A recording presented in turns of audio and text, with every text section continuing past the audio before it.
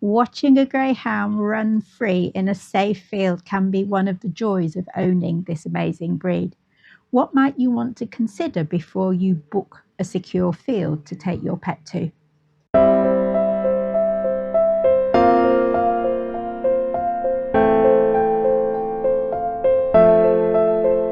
If you're one of the many greyhound owners who usually keep your pet on a lead when you go for walks, then hiring a secure field to allow them more freedom to exercise can be well worth looking into.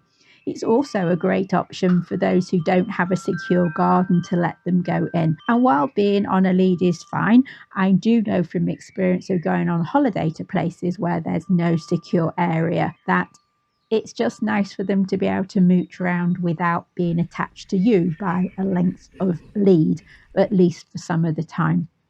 I do have a whole playlist on my channel of videos relating to walking your greyhound, so do take a look at the playlists tab for other relevant content to this video. We'd also love for you to subscribe so you can get notifications of our new videos when they come out, which is usually on a Monday. These days, in the UK at least, fields that can be hired to exercise your dog in are springing up all over the place. They're essentially a field that has been securely fenced so the dog can be off lead without risk of them escaping and getting into trouble. You would expect to get sole use of this space for your booking, so it's a great option to get them out if you need somewhere quiet to go without other dogs running around. And if that's a problem for you, then I do recommend it. The ones I've looked into typically hire them out for an hour at a time, although you could book consecutive slots if you wanted to go for longer. Now, not all secure fields are made equal, so what might you want to consider if you're thinking of booking one? What can you expect, and what might you want to think about first? Most of them are likely to want you to have your dog vaccinated to be up to date with their vaccinations. So if you use tighter testing or you prefer not to vaccinate, this could be an issue you need to discuss with the owner before you can book. Obviously, they don't want you bringing disease into the field, but also your dog is more at risk of catching it if they're not vaccinated. Think about the facilities they have. The chances are they provide poo bags, and as well, they often have some form of agility equipment in there. They might have some seating for the humans, and sometimes they even have tuck shop facilities with a honesty box for you to pop your payment in if you want to help yourself to some refreshments while you're there. I would expect there to be water available and drinking bowls. And the ones I've looked at have had limited shade. It's been mostly quite an exposed site, so very sunny, but also very wet or very windy, depending on the weather. So unless there's a lot of trees around the boundary, the chances are at some times of day it's going to be in full sun. Think about the parking and the access.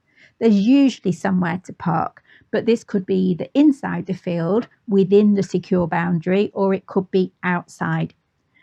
Sometimes you have a kind of like an airlock sort of effect where you can come into one bit and park and let the dogs out, and then you go into the field proper. And I do like that sort of arrangement because it means that you can get the dogs in and out of the car without any risk to them at all. Now, depending on your car, some fields may be more accessible than others. It could be up a track, which is quite rough. The first one we used after moving house was a lovely field and quite in the middle of lots of other fields. So really nice and isolated from the roads. But I was worried about the car grounding out on the access track because the ruts were quite deep and it was about half a mile of this. So not the most ideal track to access that particular field. When it comes to booking, the chances are that bookings are made online. They probably have some sort of online appointment system that you can log into. And I found it can often be maybe a week or so in advance that booking is available if it's a popular field. And this can make it hard to figure out what the weather is going to be doing for your session. If it ended up pouring with rain that day, then you might not want to go. If it was extra hot that day, you might not want to go.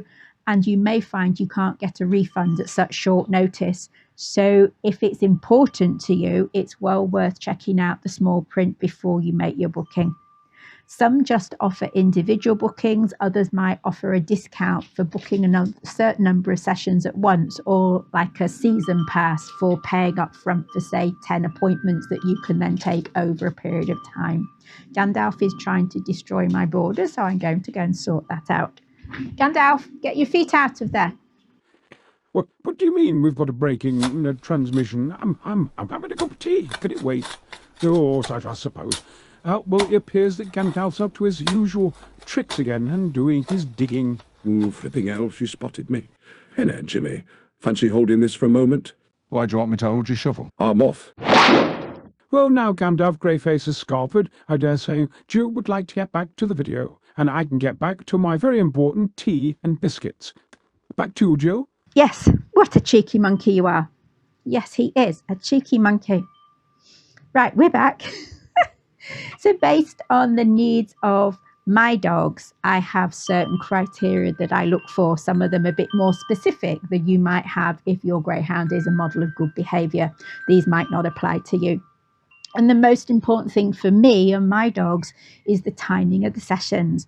Some offer sessions that are back to back with no changeover period. And this could mean that you are getting out of your car to start your session as the previous person is coming out of the field.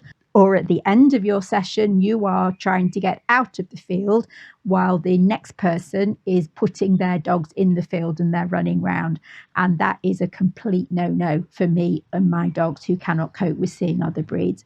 So if I book a field that operates that sort of system, I'm going to have to arrive late and leave early to avoid any close encounters with the people who've booked on either side of me. And that could mean that I might only risk using it for maybe 30 minutes in a 1-hour slot, to be absolutely sure, because it would defeat the object of the exercise if I were to take them somewhere where they were going to become very upset by seeing other dogs at the start or the finish of the session, if the part of the point is for them to be somewhere that doesn't have other dogs there. The next one for me is the height of the fencing. I found looking at the different fields, this can vary from 4 feet up to 6 feet. And given my dogs, I prefer 6 feet fences and preferably screened so that they can't see through it. Some places it's just like a post and rail fence with sheet wire along it so they can look through into the field on the other side. And I know that if mine saw something through the wire, they would be very interested in getting out of the field they were in and going to chase it. I did go to one with 4-foot fencing with Floppy, but I kept him on a long line in that field, and he was very interested in something a couple of fields away. Apparently there was a bridle way, and I would not have trusted him not to have jumped out, to be honest. So I wouldn't have risked him actually off lead in that field, but it was a useful place to go to with him anyway. The one we've used more recently, local to where we are now, has 6-foot screened fences, which is great. But there are some places you can see through. And of course, Gandalf here managed to find the space that he could look through and see the horses on the other side, and had a bit of a wobbly and had to be put back on the lead. So with every will in the world, sometimes there can still be issues. But I do think having a screened fence is helpful, whether it's a natural screen because there's a hedge behind it, or whether it's something that's been put across it, like some screening mesh or something. Then being able to see the boundary is helpful in terms of them understanding the space. It's also particularly important to me to think about the size of the space. Some places are essentially just one field, so you can see the dogs at all times. You can go and pick up anything they deposit on the ground, which of course you're supposed to do. Others are much bigger, maybe a few acres or woodland or meadow, and that just sounds absolutely amazing. But I'm not sure I would go somewhere like that and just let mine off, because there would be a good chance that at the end of the hour I would not be ready to leave because I hadn't got them back, because they could have found some wildlife, they could be off doing all sorts of things, and they don't have recall training that would operate in that sort of environment. So if I went somewhere like that, I probably would be keeping them on a long line. Let's think about how to make the most of your visit to the secure field once you've decided where to go and you've booked it. I always start my visit with a walk around the perimeter with the dogs on their leads. And this serves two purposes. Firstly, it helps them to become familiar with the boundaries of the space. And I think this is especially important if they can see through the fence. If they're running at full tilt, they're not going to see a wire fence and they could literally just run straight through it. And I have known accidents of this sort to happen, and it can end up very badly with quite serious injuries to the dog. Secondly, a greyhound is a retired athlete. Like any athlete, they're going to perform better if they're warmed up. And that walk around the perimeter helps to loosen up their muscles. It warms them up a bit after the car journey. And it can also take a bit of the edge off the excitement. So yes, at some point they're going to hopefully go and do some zoomies, run around and have some fun. After all, that's probably at least partly why you've gone. But they have some awareness of the space before that happens. I also think you have to think about the weather, both in terms of how it will affect your dog and how it will affect the ground. I have known dogs rip out their dew claws racing round on rough ground. So if it's churned up, you might want to keep them on a long line rather than let them off. And in winter, you might want to go in the middle of the day because it's warmer and the ground is not so frozen. But in the summer, you might prefer to have a very early or very late slot to avoid the heat. And so the weather can affect you in a variety of ways. Do make sure there's plenty of water available, whether you take it with you or it's provided on the site, and make sure that you would recognise the signs of heat stroke and that you know what to do in case you do get caught out. I do find they can get very warm even on a mild day, or that exercise with the muscles working generates heat in the body. So it might not seem warm. I'm still wearing a coat, but once they've been running around the field, they are still warm, and we need to think about them not overdoing it. So you might need to be careful, even if the temperature is the sort of temperature that would be fine if you were going for a walk. It might be a bit warm for too much running around in a field. If they overdo it and their muscles get overtired, then you can find their legs get shaky. The same thing happens to us. It might be a gentle massage could help before you put them back in the car to come home. And of course, it's not just about the running round, is it? You don't have to just use the field for them to run in, although of course it is always fun to do that. And it is a bit of a joke, I think, amongst greyhound communities that you hire the field for an hour and they've finished after about 2 minutes and spend the rest of the time sniffing or snoozing. While running around can be amazing to watch, it can be useful also to use the time in different ways, and we're at the field for their benefit. So if that's what they want to do, that is absolutely fine by me. Having time to sniff does help them learn about the other dogs that have been in that space. So it's rather like their version of catching up with social media. And if your dog is older or has been injured, it can still provide an interesting environment for them to explore, even if you don't let them run free. If you don't have a secure outdoor space at home, it is somewhere to just go and lie in the grass and roll around and sunbathe, which mine definitely enjoy. Meggie here loves to just lay in the grass and snooze. And it is just something nice about laying on grass rather than on a mat that I think they find very pleasurable. And of course, when they were younger, they probably spent quite a lot of time doing this in their first year when they essentially lived outdoors. It can also be an ideal place to practice recall on a long line, or to do fun games and activities that help to build a good relationship with your dog.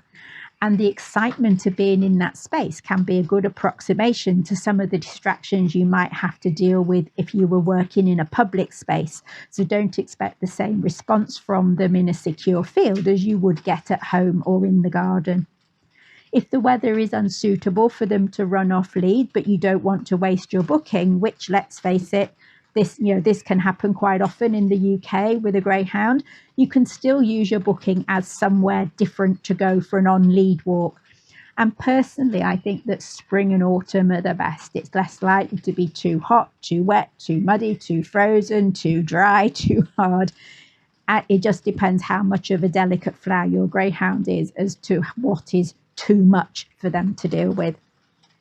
But do let us know in the comments if using a secure field is something you've tried with your greyhound, and if you did go, then how did you get on? We'd love to hear your stories in the comments. And if you've enjoyed this video, please give us a thumbs up and make sure that you subscribe so you get to see more of our content in your YouTube stream. We'll be back again next week. I don't know if Floppy will be here or not. There have been too many bees and wasps recently for him to enjoy this outdoor space. So I will perhaps have some different helpers with me then as well. That's all for today. Bye for now. What are you doing? I believe there may be a piece of kibble here, so I'm doing my best to dig it out for you. I put that there to stop you digging. When it didn't work very well, did it? Gandalf, it's not helpful. It's really not helpful. Oi! You're digging through the membrane now. Yes, you. And that's the thanks I get for trying to help get this monkey bit of kibble out.